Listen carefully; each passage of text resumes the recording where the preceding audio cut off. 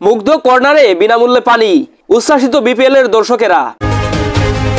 Bangladesh premier লিগের 11তম আসর 30 December রবিবার থেকে মাঠে গড়িয়েছে। সোমবার 30 ডিসেম্বর মিরপুর শেরেবাংলা স্টেডিয়ামে ফরচুন বরিশাল এবং দুর্বার রাজশাহীর মধ্যকার ম্যাচ দিয়ে শুরু হয়েছে এবারের বিপিএল। আর টুর্নামেন্টের শুরুর আগে বিসিবি সভাপতি ফারুক আহমেদ জানিয়েছিলেন মাঠে দেখা যাবে নতুন কিছু উদ্যোগ। তারই অংশ হিসেবে বৈষম্য বিরোধী ছাত্র আন্দোলনের শহীদ হওয়া মীর মুগ্ধর স্মরণে বিপিএল এ 3 ভেন্যুতে থাকবে মুগ্ধ কর্নার, যেখান থেকে বিনামূল্যে পানি পান করতে পারবে দর্শকেরা। আর প্রথম দিন থেকেই দেখা গেল সেই চিত্র।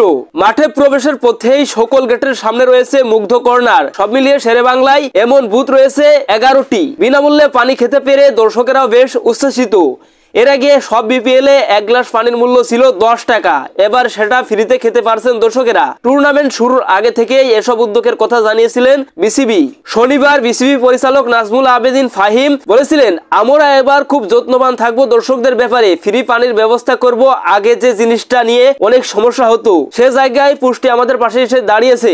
স্টেডিয়াম ঘিরে 6টি বুথ থাকবে, অনেকগুলো কাউন্টার থাকবে, যেন প্রয়োজন অনুযায়ী সবাই পানি খেতে পারে। দর্শকদের কাউকে পানির বোতল নিয়ে ঢুকতে হবে না। মুগ্ধর মধ্য দিয়ে যারা শহীদ হয়েছে জুলাই আগস্টের আন্দোলনে তাদের স্মরণ করছি। ফাহিমের কাছে মাহমুদুল্লাহ ম্যাজিক ম্যান। বিপিএল এর উদ্বোধনী ম্যাচে দাপুটে এক জয় পেয়েছে ফরচুন বরিশাল। দুর্বার রাজশাহীর দেওয়া 157 রানের লক্ষ্য তাড়া করতে নেমে 11 বল আগেই 4 উইকেটের জয় পেয়েছে দলটি। অথচ 112 রানে 6 উইকেট হারিয়ে ম্যাচ থেকে একরকম ছিটকে গিয়েছিল বরিশাল। ম্যাচ জিততে 46 বলে 86 রানের পাহাড় ডিঙাতে হতো দলকে। কঠিন সেই সমীকরণ মিলিয়েছে অভিজ্ঞ মাহমুদুল্লাহ রিয়াদ ও পাকিস্তানের ব্যাটার ফাহিম আশরাফ, যেখানে ফাহিমের সংগ্রহ 21 বলে 54 আর মাহমুদুল্লাহর 26 বলে 56। অথচ ব্যাট করতে নামার শুরুতে ধুকতে হচ্ছিল ফাহিমকে। দর্শক, এই ছিল আজকের সর্বশেষ আপডেট নিউজ। সকল প্রকার আপডেট নিউজ সবার আগে পেতে আমাদের চ্যানেলটি সাবস্ক্রাইব করে পাশে থাকুন।